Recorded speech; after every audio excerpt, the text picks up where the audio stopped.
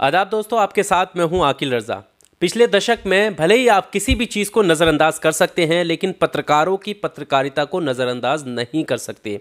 और इन पत्रकारों की पत्रकारिता को इतिहास भी याद रखेगा। ऐसा मैं इसलिए बोल रहा हूं क्योंकि जिन पत्रकारों पर आप उम्मीद करते हैं कि वो आपकी आवाज़ उठाएं, आपकी बात रखें और समाज के तबके से जुड़ी जो परेशानी है वो मेन स्ट्रीम में लाएं, वो सरकार तक पहुंचाएं, लेकिन वो कर क्या रहे हैं? जब कोई पत्रकार आपकी यानी जनता की आवाज़ उठाता है तब भी कुछ पत्रकारों को दिक्कत हो जाती है।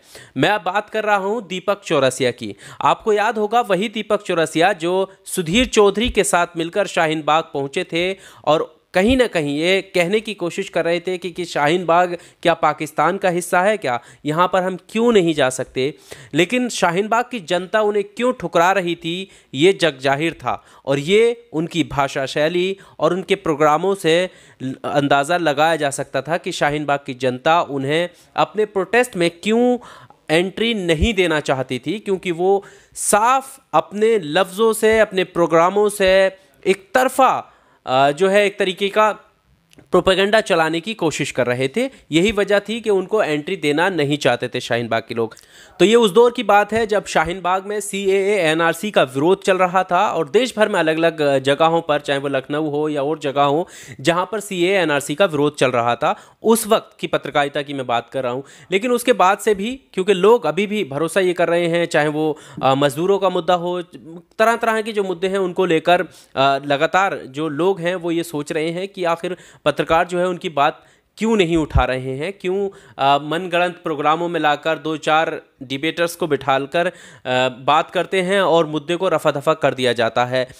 लेकिन समझना ये ज़रूरी है कि आप क्यों उनसे गैर तरीके से एक उम्मीद जता रहे हैं। आपको पता है कि जब कोई पत्रकार उनकी आवाज़ भी उठाता है, मतलब जनता की आवाज़ भी उठाता है, तब इन कथित पत्रकारों को बुरा लगने लगता है।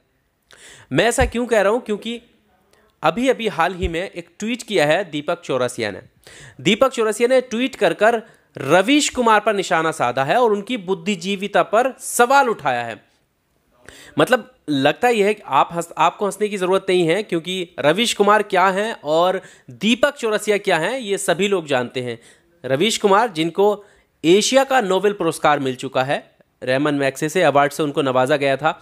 दीपक चौरसिया को क्या मिलता है ये भी आप देख सकते हैं सोशल मीडिया पर, लेकिन मैं यहाँ पर जिक्र नहीं कर सकता। लेकिन अब मैं आपको बताने जा रहा हूँ कि दीपक चौरसिया ने ट्वीट जो किया है वो क्या किया है। उसके बाद मैं इस पर आता हूँ। दीपक चौरसिया ने ट्वीट किया कि आज गलती से रवीश कुमार का प्राइम टाइम देखा। रवीश ने दिल्ली रॉयट्स के आरोपी सफूरा, नताशा और देवांगना को विक्टिम साबित कर दिया। क्या इंसाफ है। ये भी साबित कर दिया कि दिल्ली पुलिस की FIR एक कल्पित कहानी है जिसे नोबेल पुरस्कार मिले हैं। हे भगवान, मुझे इतना बुद्धिजीवी क्यों नहीं बनाया।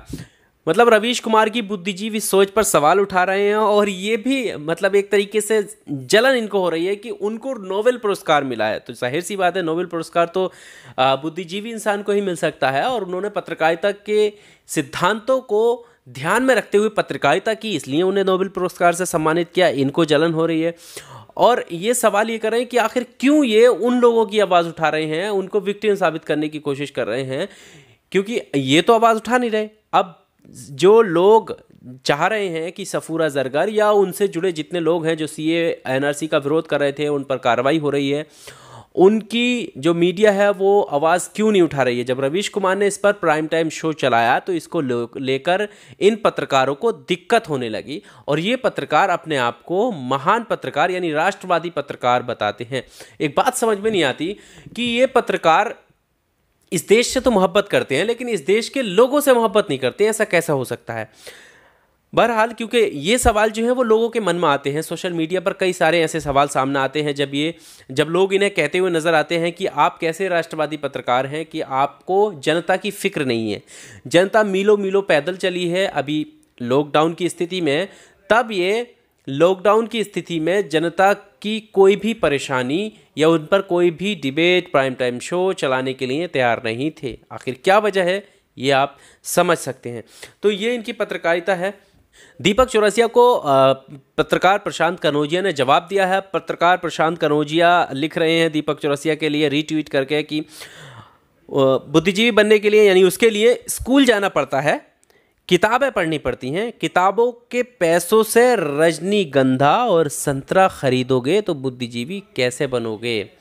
प्रशांत कनौजिया के अलावा भी बहुत सारे रीट्वीट इस ट्वीट को लेकर हुए हैं और ज़्यादातर लोग जो हैं वो रवीश कुमार के फेवर में आए हैं और दीपक चौरसिया के ऊपर सवाल खड़े कर रहे हैं। उन्होंने कहा है कि क्या आपको पता है कि बुद्धिजीवी क्या होता है? कम से कम शुक्र है कि आपको इतनी अकल तो आई कि आप बुद्धिजीवी का मतलब समझते हैं, यानी रवीश कुमार के नाम के आगे कहीं ना कहीं बुद्धिजीवी लिखा जाता है।